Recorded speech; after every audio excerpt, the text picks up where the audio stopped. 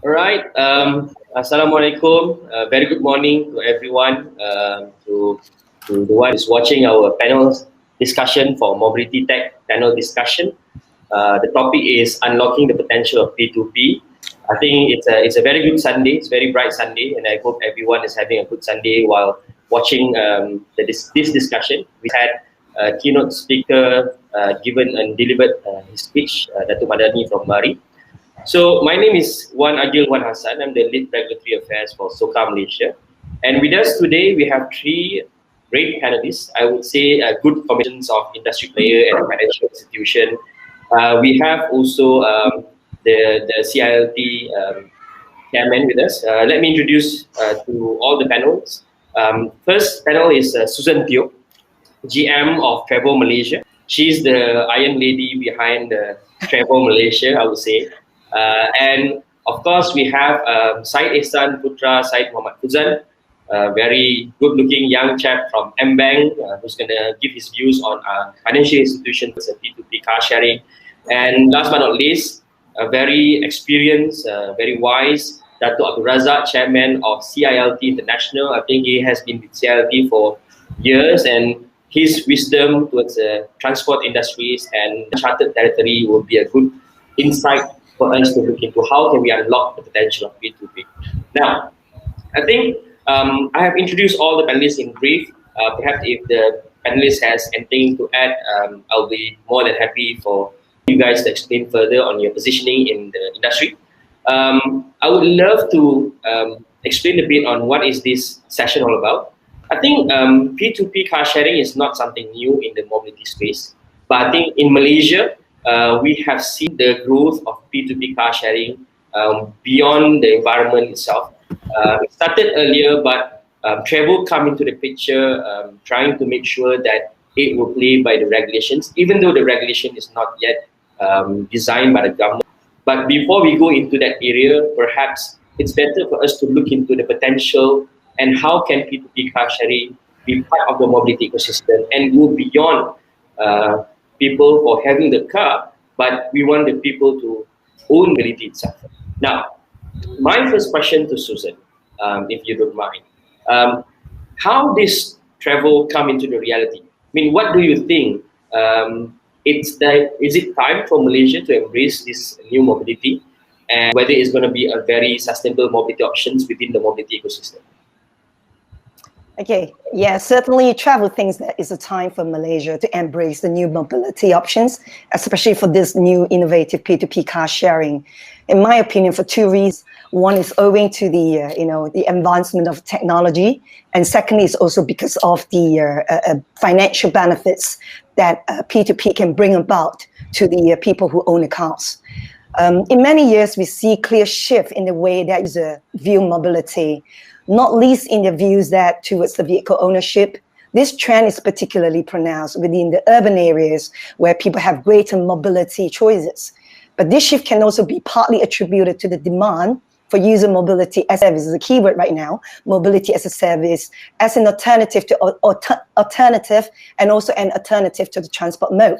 So most notably through the emergence on the on-demand private car hire options like ride sharing, car sharing, and all this stem from what we was talking about, sharing economy model, which has rapidly become commonplace in cities across Malaysia and also worldwide, to be honest. And in addition, we think that the technology disruptions are happening alongside broader digitizations trends and shift in users' preferences, and users increasingly demand greater in transparency, particularly in pricing, flexibility, the options of transport modes, affordability, and sustainability, and finally, we're talking about the convenience. I think we all appreciated what I've been talking about based on the technology to share economy models right now. And going back to the context of mobility as a service, TREVO is totally aligned to the National Automotive Policy 2020, where mobility as a service is identified as a new growth area through the integrations of technology. Its objective focuses on the development of technology, extend cover the overall transportation's ecosystem. In this sense, actually, mobility as a service includes the multimodal aggregations of transport modes. On the other hand, one of the biggest advances affecting the transport in recent years is the rapid growth and evolutions of the innovative technology and value sharing economy model that we discussed earlier by Leon. The practical implications of sharing economies that it gives others access to an individual, personal, underutilized assets with a possibility of monetary benefit. I think this concept for sharing economy is already prominent in a lot of areas like housing, financing, and in this topic, mobility industry. And of course, there are many others, right? Yeah. So this panel is actually focusing more on the P2P car sharing model that TREVO adopted. Private vehicle owners are matched with individual users through a digital platform, allowing owners to generate revenues from their vehicles when they are not being used. There are already studies, a lot of studies and research indicated that on average, a private car is used for around 5% of its life and remains idle for most of the time. So vehicle is actually a very expensive asset. I think we all Malaysians appreciated that. It starts depreciating in value the moment the car is actually coming up from the showroom, isn't it? Understood. Yeah, and through this peer-to-peer model, vehicle owners may also unlock the benefits of vehicle, as it reduces ownership costs. It can generate supplemental income, especially in fulfilling the need to pay some of the car loan. Just to give you a bit of context, especially in Malaysian context, Malaysia is a very car-proud nation. And I have to say is that, there were data indicated that more than 90% of our households actually own a car. And also one thing that Leon was talking about, the financial impact of this car loan leads to 1 out of 4 bankruptcy in Malaysia due to car loans default.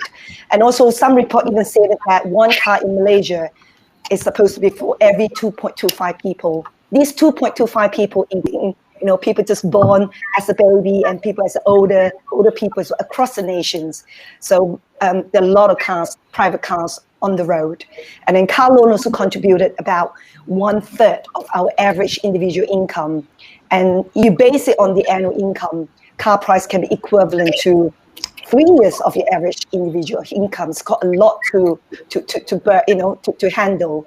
So through this P2P car sharing model, and according to the TREVO's data, if you do an average of about 8 days successful car sharing per month, that will be able to benefit the vehicle owners by paying approximately 90% of their loans. Actually, 80% is almost coming to break even of your monthly installment, assuming you are doing the 90% loan for 60 months and at a fixed rate of 3%. So this actually will help to increase the financial buffers to meet your obligations.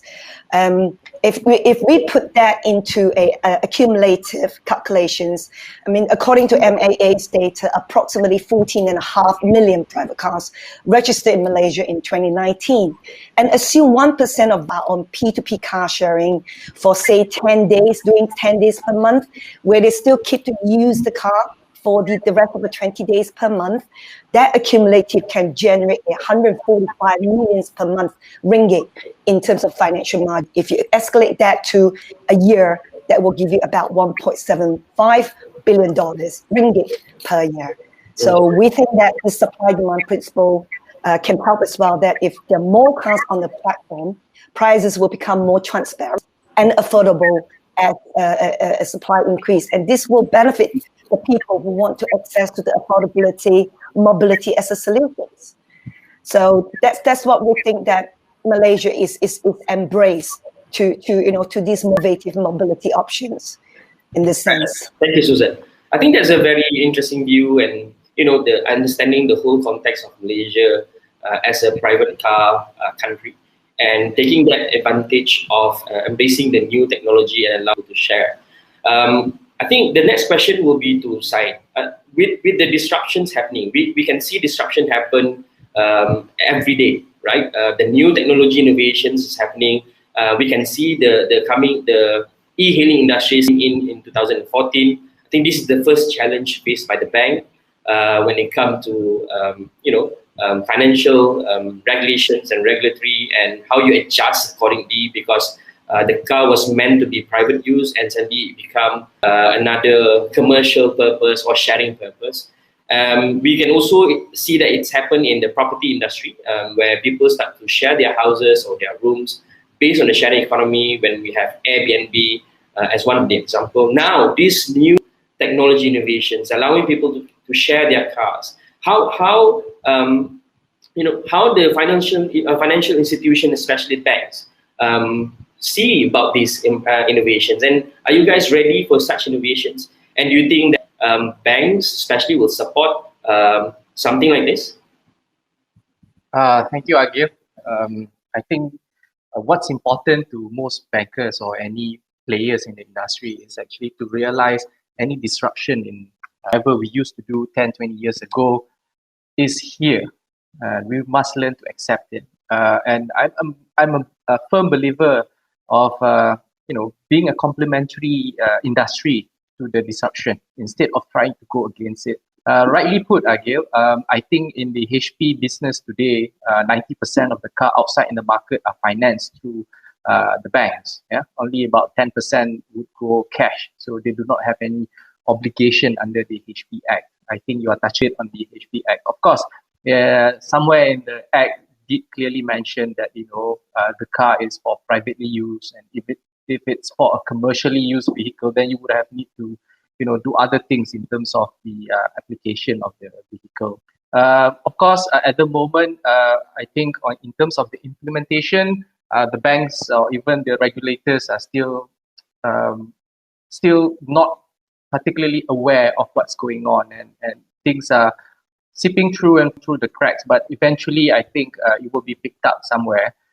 In terms of banks, how do we prepare ourselves for all this? Is of course to look into our product ourselves and try to innovate or work together with the industry association, out to KPDN, HEP, the owner of HP Act, have a dialogue with them explaining that, this TREVO platform or the P2P platform, it is something that is very good for the consumers, because it not only provides an option alternative for mobility, but it's a source of income. Just like, e-hailing earlier, Airbnb, those assets that has been, idling for quite some time, they depreciate. It's a double-edged sword the moment you walk out of the showroom with financing, because you are paying for the day. So you are caught either way. You need to be mobile, you need to get to point A, point B, and you have to pay so much for it. So I think this is a great platform, for consumers to generate income, and for banks, it is good news, because then you would have a better repayment capability, by owing an asset that used to be a liability somewhat, but now we have turned it around to monetize the asset from being idle. Now you can share it on this platform, and of course, it is very beneficial for the bank. But if you look alone from the HP Act on the product alone by itself, I think it will take some time, because any changes to the Act, of course, it involves a lot of effort, not just from the industry, but I guess the regulators as well. But for banks, we need to have speed to market. We are looking into a couple of options in terms of vehicle financing. At least where I am now, I think because I was very lucky to have worked with you guys slightly earlier last year, so it gave me a head start to understand what is coming. So we do have a product sometime this year to help the consumers realize the potential of the P2P. The other area that I also wanted to touch a bit in terms of how the bank perceive the whole industry, it has to have scale, and to reach scale, of course, like rightly put Susan earlier, thanks to technology, we are able to reach to this point where we are able to see some sort of scale where, it makes it very easy, through the fingertip, I can share my car with 100 people, right? But of course, it's all about acceptance at the end of the day, how many people, willing to share their vehicle. For the banks and the consumers, I think what's important at the end of the day is the safety and the security of being on this platform. Yeah, so that they know cars is well used, it's not used for any criminal activities or even anything that might infringe them in the future. Yeah, so those are the areas that I think, in terms of risk, we bankers do consider those areas to be slightly in the infancy stage, because we are not really truly aware of what's going on, until there's more dialogue between the industries, the players, the whole ecosystem, then we are moved forward faster. So that's my thing, Agyl, based on what you just asked. Thank you, Syed. I think this is something that, for Susan, what Susan mentioned just now, it's also a double-edged sword. While providing people with mobility options and on-demand mobility, it will also help the people alleviate their financial burden, especially on the HP loan. While for Syed, I think it's also about that same thing. While we providing mobility option to the people, bank will be happy, because then bank will not be worried about the non-performing loan, and people will start paying, because if I got it correct, Susan mentioned about if you share it between 8 to 10 days, you might be able to cover your monthly installment, which is a good news to the bank. Even if I'm the bank, I'll be more than happy to allow my cars to be shared more people. Now, Syed, you did touch about the regulations, and the one item that I can catch just now is that you think that the regulators might not be aware yet, unless more discussion, more dialogue happening in the space of the mobility. Then it comes to my question to Dato Radzak. I think, sir, if you can unmute yourself, and before we go to the question, I would love to welcome the viewers to send a question through the Q&A session. If you can just write the question, because we don't have much time to go for actual question from the viewers. So we'll be more than happy to pick up any question that you write down on the chat box next to you. Now, my question to Dato Radzak: with your experience at the international level, how do you see this new mobility option can benefit the people to fulfill their mobility needs? And will it change the mobility space? And how do you see the regulators will react to this? Thank you very much, Agyl. Distinguished guests, ladies and gentlemen, it's an honor for me to be invited as one of your panelists. And I also have a pleasure to share with you my opinion on this. I've heard from the two distinguished, panelists. Probably I'm coming on different corner, different angle, and different subject matter on this, but very related. But before I do that, because I'm like just someone new to all of you, firstly, let me introduce who we are, in 2021. Bear with me a bit. Our institute was founded in 1919 with a mission to improve industry practices and nurture talent. We are 101 years now, and in Malaysia, it has been here for 50 years since. Today, we supported over 35,000 members in 37 countries. Last year, 14 May, we welcomed our 36th branch, CILT Korea, and in November 2020, our 37th branch, the latest is Rwanda in Africa. Now, through our educational suite, our strong community, and our commitment to high standards, we help professionals to develop their careers and access better jobs. We are the leading professional body who works for supply chain, logistics, and transport. We are a global family representing professionals at all levels across all sectors. We have a mission to give individuals and organizations access to the tools, knowledge, and the connection vital to success in the logistics and transport industry.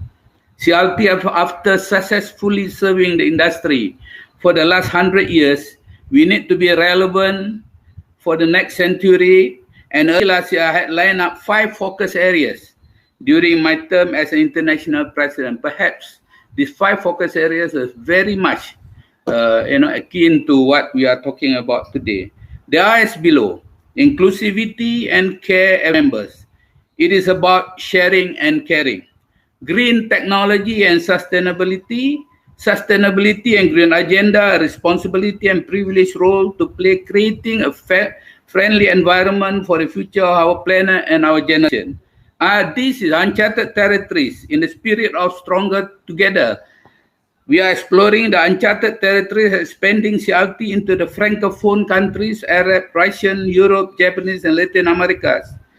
WILAT is Women in Logistics and Transport. That is our woman who had been actively pursuing this, and as a result, from 13 November 2020 to date, induction of WILAT took place in Bangladesh, Madagascar, Egypt, Turkey, Indonesia, Oman, Fiji, and Central Asia, including Kazakhstan, Uzbekistan, Kyrgyzstan, Turkmenistan, and Tajikistan, including Afghanistan, but not Pakistan, okay, in the pyramid movie.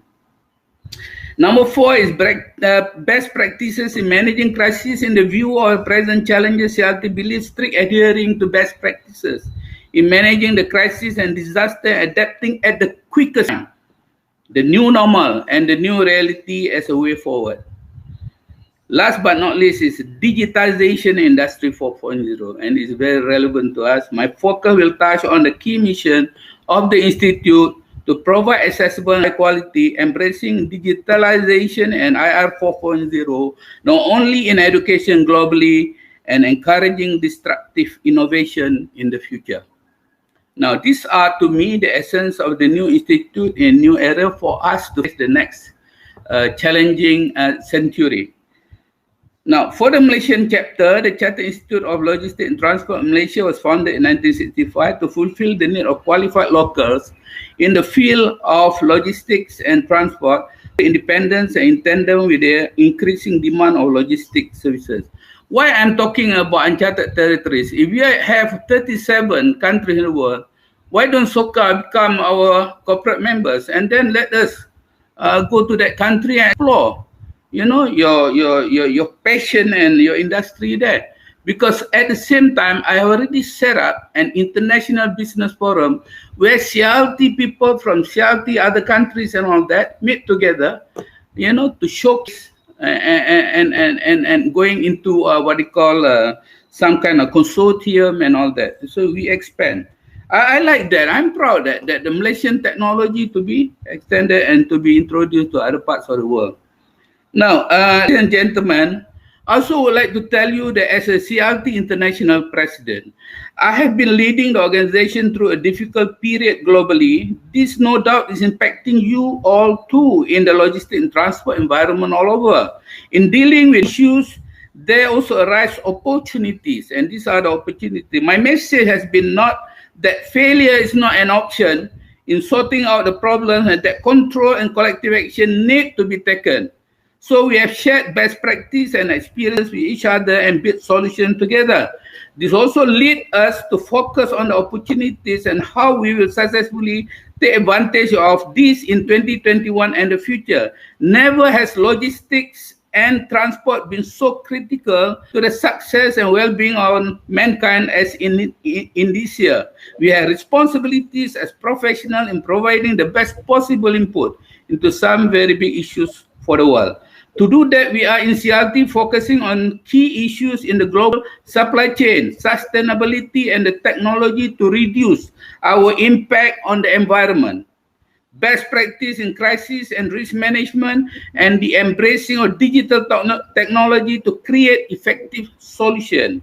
CILT, we are uniquely placed to have professional delivers these things as we cover the world and are constantly creating new branches in new regions. We operate with inclusivity, caring, and supporting our professional members wherever they are. More than that, as COVID-19 lingers on like no sign of subside, the issue at hand now is about life and livelihood to our members, families, associates, and partners all over. We at CILT International will devote our time, energy, and mind to find ease and comfort for them, especially at the time more and more difficulty and challenge that they have to endure. Now, taking your questions, ladies and gentlemen, SOCAR is classic manifestation of disruptive innovation, much like TREVO, GoCar, or Uber, but it doesn't own taxis, while Grab have both, or BNB that doesn't own hotels, whereas you first own the cars itself. I didn't hear that SOCAR had his pool of cars belong to someone other as an owner, and if there are again another innovation in arranging with other leasing company, what they call as per use, you pay as per use, something like that. That is another platform for us to discuss. Now, asserting behavior of today's millennial in their seriousness of contributing to the future of the planet. This is my focus. Sustainability in sync with the UN United Nations 17 Sustainability Development Goal in areas of green logistics and zero carbon footprints. A small but major contribution at addressing global climate change. SOCAR can contribute significantly by moving towards having electric car or battery operated car in your garage. P2P rental is no flash in the pan. This was written by Accenture, Excel Submit, and Con Derek. Done right, it could benefit everyone in the automotive value chain from manufacturers to end users. Influenced in large part by the rise of social networks and smartphone technology, P2P car sharing is poised for explosive growth, gaining popularity in both developed and developing countries. The number of P2P car sharing vehicles globally grew from approximately 200,000 in 2015 to more than 440,000 this year, and that figure is expected to more than double by 2025 to approximately 990 vehicles. And according to Accenture's recent research, unlock the value of mobility service, turning business model into profit. The P2P market is expected to grow to US 21 billion, and by 2030 in China, the US, and Germany alone. Now, the model is particularly attractive for millennials who largely use public transportation, but occasionally need a car for shopping or travel to locations less accessible by buses and trains.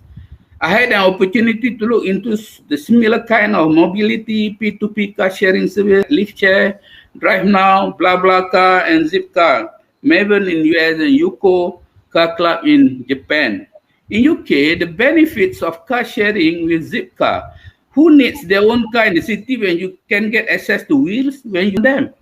Join Zipcar and you'll have all the perks of owning a car without the hassle and the cost of running one. They are all about making city living simpler, cheaper, greener, and well, a bit more fun. Now, in UK, car particularly seems really popular, although personally, I haven't seen much of get around because mostly I'm in London. So, but my friend was saying that his son is the target market there, age 25, and live in central London in flat, so no garage. He leases a car, but he leases a car when living in Midlands. But now doesn't need one in London because public transportation is efficient. But again, one current issue may be people's reluctance to share a car in the pandemic era. At the same time, traveling by underground and buses will face the risk of contraction of COVID-19. If this happens, then car rental will be the option, all of them. So that's my opening, remarks on this. Thank you, sir. I think that's brilliant. I mean, that's brilliant how you explain about CILT functions and role. And I think there is one question and one comment actually from the viewers saying that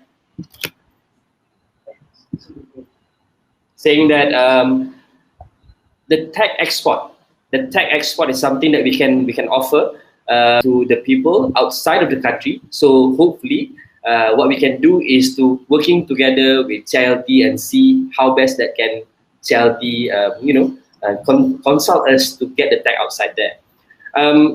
Following that views, this is the question for Dato and also perhaps Susan herself. With this P2P mobility option, do you think the people should stop buying cars? If not, why don't they stop buying cars when they can rent cars? And how can it contribute into the P2P environment? Please, Susan. I need to unmute myself.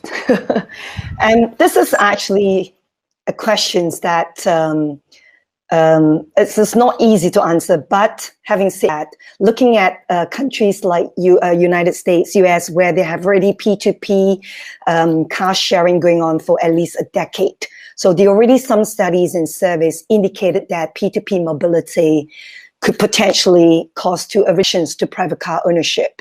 I have came across a study, a research did by University of California, Berkeley. The title was Car Sharing's Impact and Future. It's found that P2P car sharing specifically encourages some households to reduce and also to delay or even avoid vehicle purchase. So, and additionally to that, the services offer individuals the opportunity to also drive varieties of vehicle types as well. So on that note, P2P car sharing would enable hosts also to reduce the ownership costs. On that two things, it will, study indicated that people probably have a household. You may need two types of different vehicles models, like you have a family of 8, a family of 7. You probably, beside having a small car for you to commute to work, but you're probably also looking into a 7-seater or 8-seater cars to cater for your family. In that situation, you probably can forego one car, just keep one car, and then go through the P2P sharing to source the car types that you need to cater for your sporadic requirement rather than you use it for day. So on that note, that research thinks that there will be a reductions to private car ownerships. And also another point to make is the decisions of buying a car, not of an individual, normally is attributed to self-selections bias pertaining to the socioeconomic and also the demographic characteristic, and also to the level of accessibility to the public transport. And people in KL, such as high degree of urbanizations, you will see people are more accepted to using car sharing, and hence the limitations of spaces at home will also cause the decisions not to buy more cars. And the most ultimate importance things that we also need to look at is the government's transport policy and planning, how that will influence the right yards of getting cars. I mean, notably in London, in Hong Kong, in Singapore, they have this very, what I call the strong policies to stop people from driving into the city or even from owning a car. So that also play a very important role in my opinion. Yeah. Before I go to Dato Radzak, I think I really have a very interesting question to Dato Radzak. Let me go to Syed first. With what Susan said just now, views that there is potential and possibilities of reduction on the car ownership means that bank might face a reduction of HB loans, right? I don't know how you see this, but I mean, I'm not a financial, and it's quite interesting to see how banks will adapt to it, because while you are enjoying the P2P car sharing benefits when you can address the issue of NPL, you also might face the possibility of reduction of car ownership and less people buy cars. How you going to deal with that?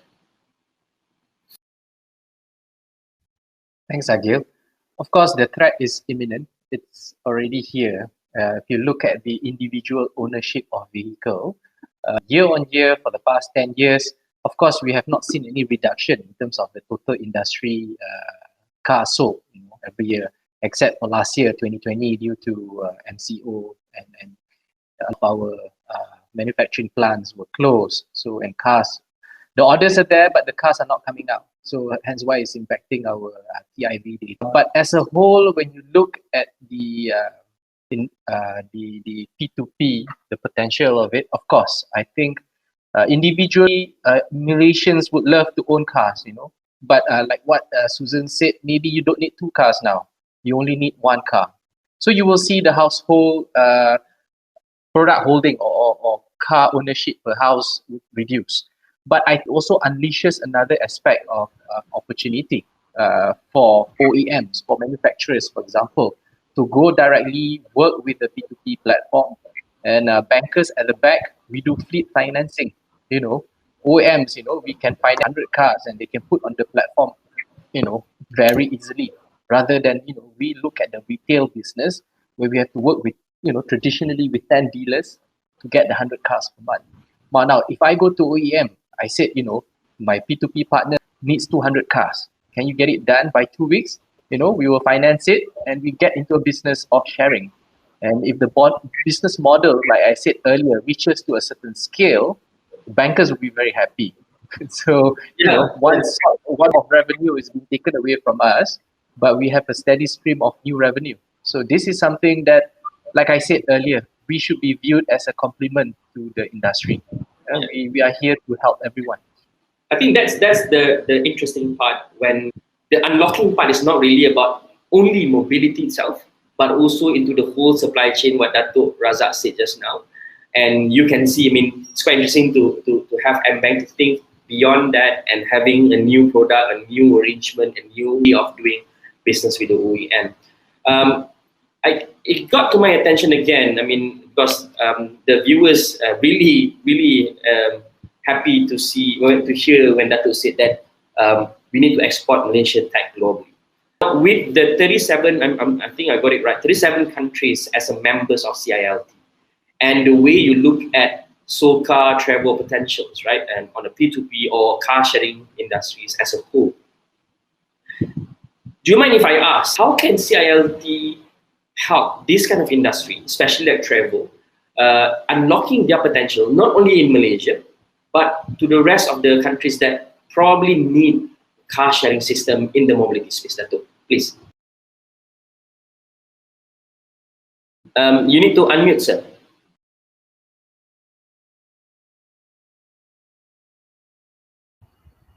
Thank you again. Again, why I said that it is so important, because I'm always looking at the micro part of it. You see, like if you're asking me why, there's an option, for us to embrace P2P mobility, and TREVO is one of them who are now, with SOCAR and all that. Because I just look at what was happening around the world, like, an advertisement by P2P Lyft car that says join 100,000 like-minded people saving money and the planet along the way. That's the right decision to say. Join for free and find both driver and passengers to share with. Be part of the bigger picture and to help to reduce carbon dioxide emissions. So I'm always talking about this, and this is the future. Let me tell you how serious it is that you all have embarked on it, Save money. Our members save over £1,000 on average every year, just, to join your program. Of course, reduce the stress of driving, by sharing each other. Now, but I've not replied your question earlier saying that about regulatory. Now, of course, the challenge and resistance is also very strong. Like our digital disruptors, P2P car sharing companies are now facing regulatory pushback. Yeah. But I'm giving you experience from other parts of the world. After some lobbying from the traditional car rental industry, especially, lawmakers in dozens of US states are considering bills that would require the P2P car sharing companies to pay the same taxes and follow the same safety requirement as rental car companies. This is also important for us to consider when we are going into other parts of the world, unless we harmonize, the law and the regulation. And then we companies, in response to that,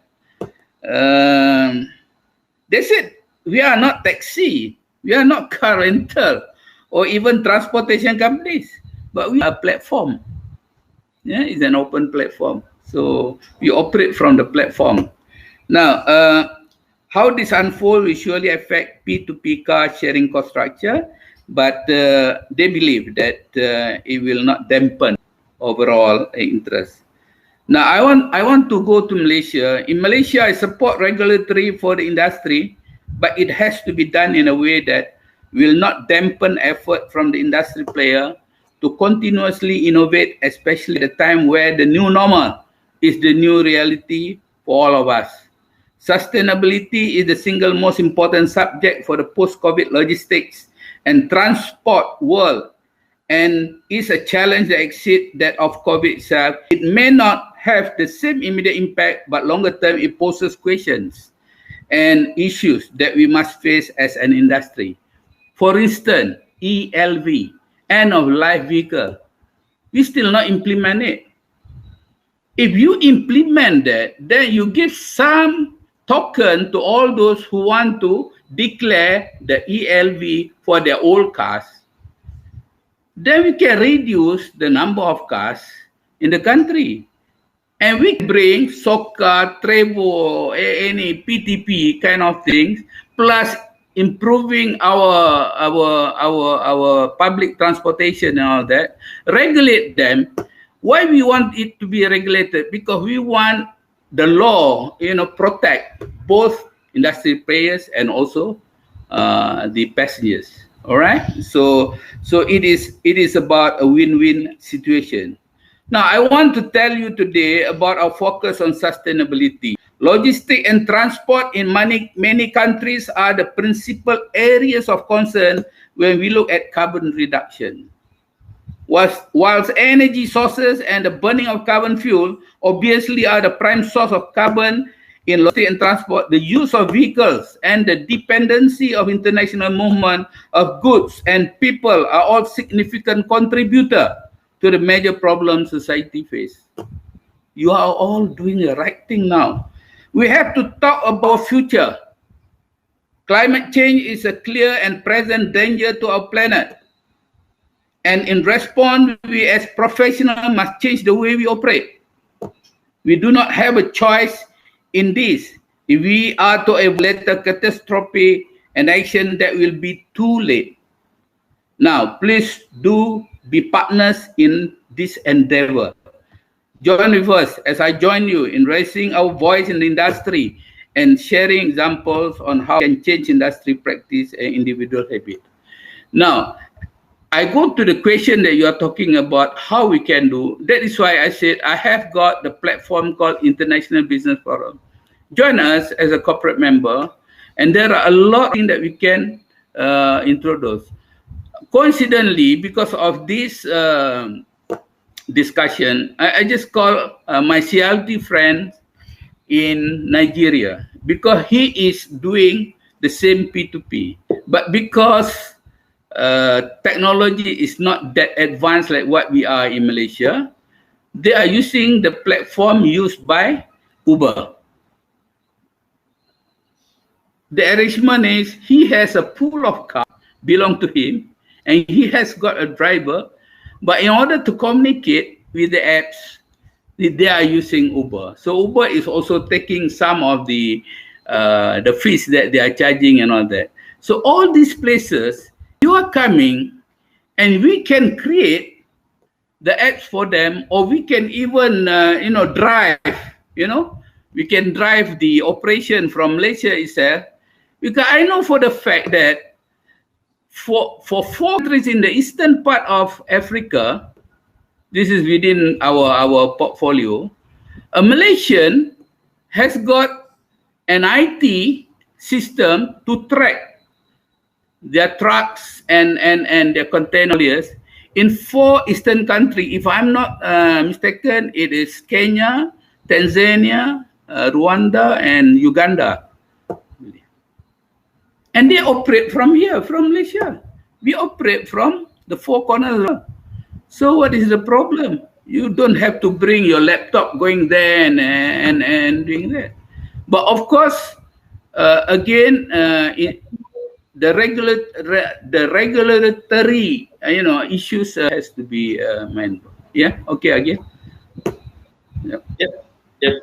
Thank you, sir. Thank you. I think that's very interesting insight that perhaps TREVO can explore with CILT and explore the potential of expanding business outside Malaysia, and exporting Malaysian tech globally will be one of the things that I see as the unlocking potential for P2P. No,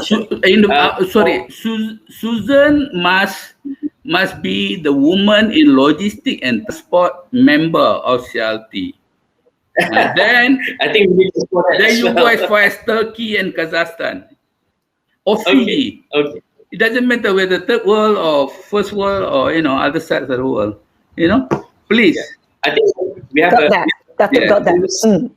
We have viewers from Nigeria that confirm that as Nigerian population is around 180 million, and I think they need the technology that we have in this country, and perhaps we can look. Yeah, and we don't have to turn the wheel. We just bring our technology. It costs no money at all. I mean, of course, you have to travel and Yes. Okay. Cost. Good. Okay. Good. Again, to the viewers, I would welcome any question on the chat box. You can just write it up, and perhaps I can just read the question regarding to this topic, and the panel will try to answer it. I think for Susan, with these new missions that you are leading it, with the support from banks, I can see Syed is really positive about this. I'm not sure about the other banks, but if we take that as a view in general, I believe that the bankers are all think the same, because there are so many opportunities that they can think of. And Dato did say it about regulatory challenge when it comes to lobbying, and I think this is the part where I need to do it as well on behalf of TREVO. But do you think there is a pushback? And what will be the biggest challenge for TREVO to be part of the mobility ecosystem? Well, certainly, as Shai highlighted just now, first thing, we need the right yet to appreciate the model, to see the benefits of the model, especially P2P car sharing, and from there, as a service provider for the platform, first thing we need to think about is to make sure there's a range of measures to make sure when the host lists the car onto TREVO, to a certain extent, the security, the safety, it's all being looked after, it's all being handled. And then to the guests as well, when they access the car from the TREVO community, the host community, the car being given to them is legit, things that's been checked, that cars can be run on the road without much problem. Legally, they can run on the road. So this is the first things that we need to do to make sure that these things are all in place. And